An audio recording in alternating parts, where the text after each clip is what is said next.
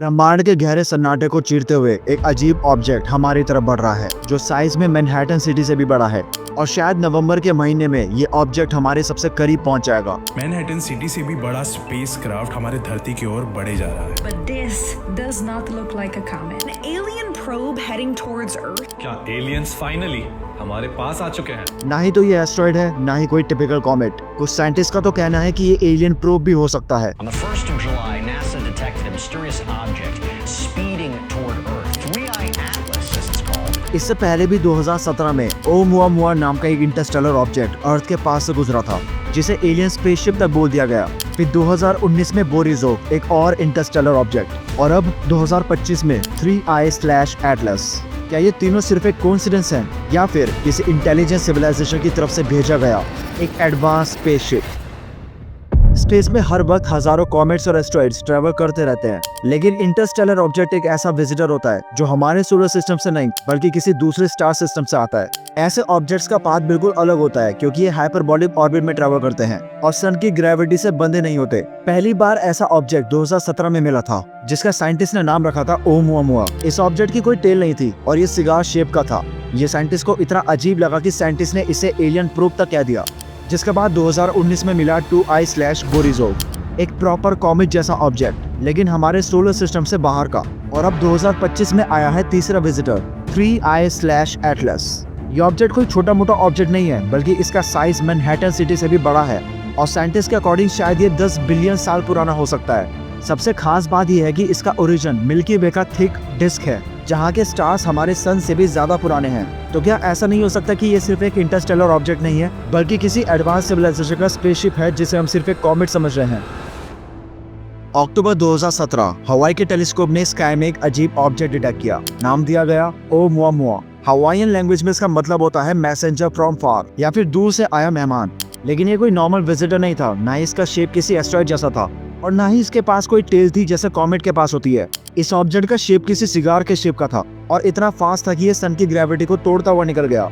सबसे हैरानी वाली बात यह है कि ये ऑब्जेक्ट एक्सेलरेट कर रहा था, वो भी बिना किसी गैस या फिर टेल के। हार्वर्ड के एस्ट्रोफिजिसिस्ट एवी लोब ने तो इसे एलियन का प्रोब तक कह दिया। ओमुआमुआ के डिटेक्ट होने के सिर्फ 2 साल बाद एक और मेहमान हमारे सोलर सिस्टम में एंटर करता है, 2I/बोरिसोव। ओमुआमुआ के कॉन्ट्रास्ट में बोरिसोव एक नॉर्मल कॉमेट ही निकला क्योंकि इसमें थी एक ब्राइट कोमा, डस्ट टेल और स्पेस में छोड़ने वाली गैसेस जैसे वाटर वेपर, CO, साइनाइड और निकल तक। यह पहला मौका था जब ह्यूमैनिटी ने एक इंटरस्टेलर ऑब्जेक्ट को रियल टाइम स्टडी किया था, उसकी केमिस्ट्री, डस्ट एक्टिविटी और फ्रेगमेंटेशन को डिटेल में समझा था। हबल जैसे टेलीस्कोप ने ऑब्जर्व किया कि इसका कंपोजिशन सोलर सिस्टम के कुछ प्योरेस्ट कॉमेट से भी ज्यादा यूनिक था। इसमें CO की क्वांटिटी दूसरे कॉमेट से कई गुना ज्यादा थी। अब इसमें तो कोई एलियन थ्योरी नहीं थी, लेकिन एक बात तो पक्की थी, ये ऑब्जेक्ट भी हमारे सोलर सिस्टम का नहीं था। जुलाई 1, 2025 चिली के एटलस टेलीस्कोप ने एक नया इंटरस्टेलर विजिटर डिटेक्ट किया जिसे नाम दिया गया 3I/Atlas, third Interstellar object ever discovered. ये ऑब्जेक्ट फॉलो कर रहा था एक हाइपरबोलिक ट्रैजेक्टरी जिसकी ऑर्बिटल एसेंट्रिसिटी अराउंड 6.2 थी, top among all known Interstellar objects. सबसे शॉकिंग बात यह है कि ये अब तक का खोजा गया सबसे largest and fastest Interstellar object है।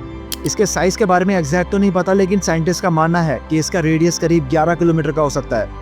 अब कंपेयर करो ओमुआमुआ से जो सिर्फ 100 मीटर का था, इसकी स्पीड भी करीब 58 किलोमीटर पर सेकंड की है और सन के करीब आते आते इसकी स्पीड 68 किलोमीटर पर सेकंड की हो जाएगी। ऑब्जर्वेटरीज जैसे कि वेरा रूबिन, हबल और टेस्ट ने प्री कवरी डेटा भेजा था, जिससे लगता है कि ये ऑब्जेक्ट एक्टिविटी स्टार्ट कर रहा था even at 4 to 6 astronomical units. Harvard के एवी लोब ने इस बार भी यही कह दिया कि ये एलियन का स्पेसक्राफ्ट हो सकता है, बट इस बात से मेजॉरिटी साइंटिस्ट डिसएग्री करते हैं। लेकिन इस ऑब्जेक्ट में ऐसी क्या अलग बात है जो इसे टिपिकल कॉमेट जैसे कि बोरिसोव से अलग बनाता है? सबसे पहले तो है इसकी वीक कॉमेट्री एक्टिविटी। इसमें कोमा विजिबल तो है, लेकिन अभी तक कोई भी स्ट्रॉन्ग टेल या गैस सिग्नेचर कंफर्म नहीं हुए।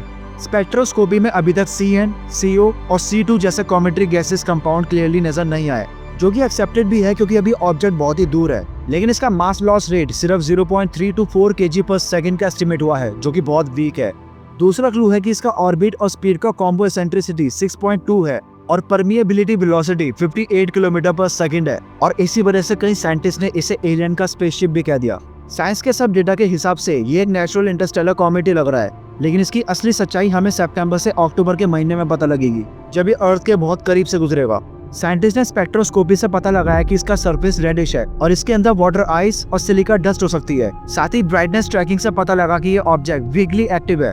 कोमा तो है लेकिन स्ट्रॉन्ग गैस या टेल डिटेक्ट नहीं हुई।